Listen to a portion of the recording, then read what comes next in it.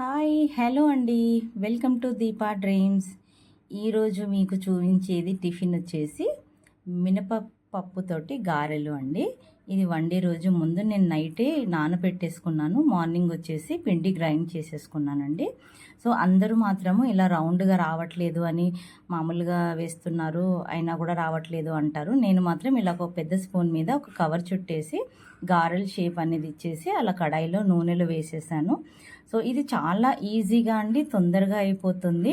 చూడండి, నేను మాత్రము ఇలానే చేస్తాను. ఎప్పుడు చేసినా కూడా చేయి మీద వేస్తే కనుక అట్లా షేప్ కూడా రావు. సో ఇలా స్పూన్కి పెట్టేసి చేస్తాను. మీరు కూడా ట్రై చేయండి. సో దీనికి కాంబినేషన్గా వచ్చేసి మాత్రము నేను మాత్రం ఈరోజు చికెన్ కర్రీ వండాను. చికెను అండ్ గారెలు కాంబినేషన్ చాలా బాగుంటుంది.